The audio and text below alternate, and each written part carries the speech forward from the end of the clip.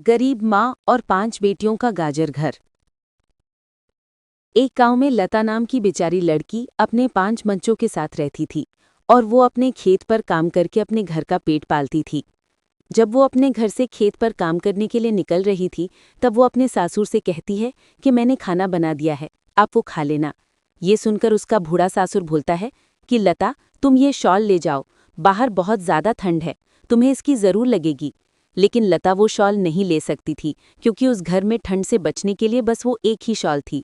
लेकिन लता से ज़्यादा उसके बूढ़े सासुर को उसकी ज़रूरत थी। तभी लता की बेटी बोली कि माँ, हम भी आपके साथ खेत पर काम करने के लिए आएंगे।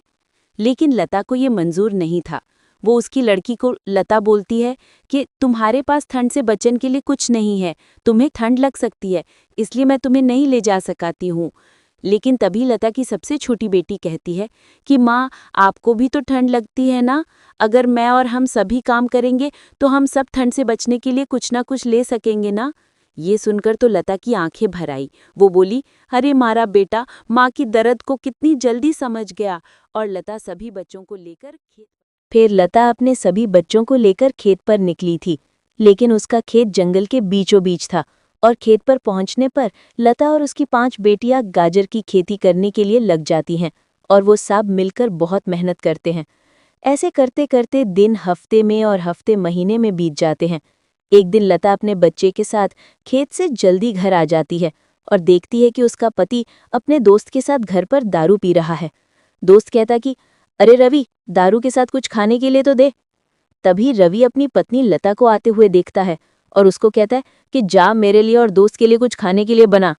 ये सुनकर लता को बहुत गुस्सा आता है और वो रवि से कहती है कि ये क्या बात हुई, मैं बाहर काम कर रही हूँ और आप शराब पी रहे हो, अब मेरे पास आपको खिलाने के लिए कुछ नहीं है।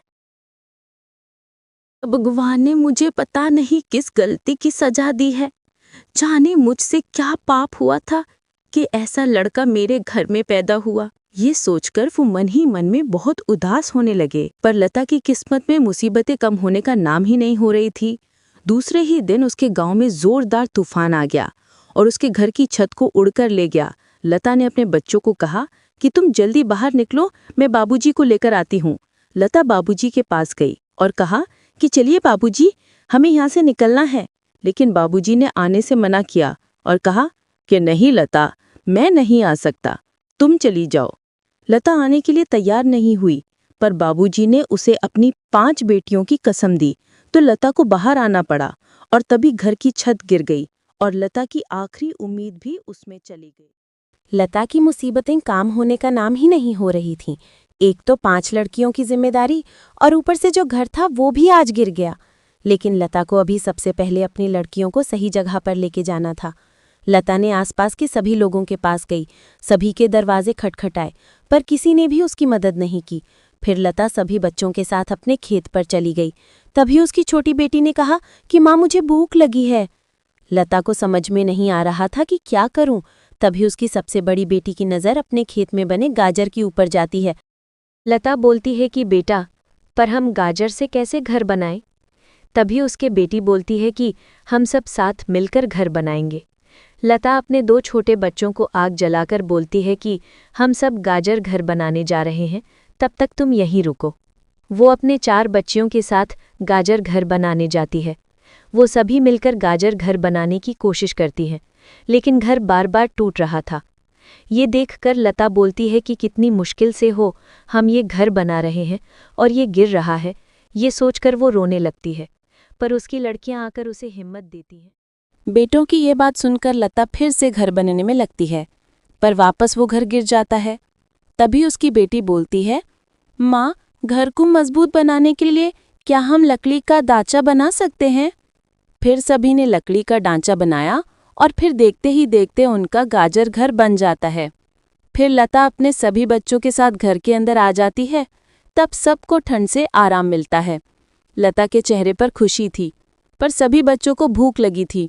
लता कहती है कि बेटा, आज की रात ये गाजर खा लो, मैं कर कहीं तो काम देख लूंगी। ये देखते ही लता की बेटी बोली कि माँ, ये तो जादू का गाय है।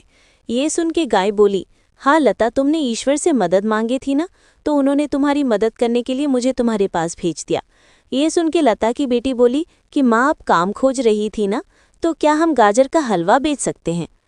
लता को भी ये पसंद आता है और वो गाजर का हलवा बनाकर बेचने लगी, जो कि लोगों की बहुत पसंद आता है। और धीरे धीरे लता की आर्थिक स्थिति भी सुधरने लगी।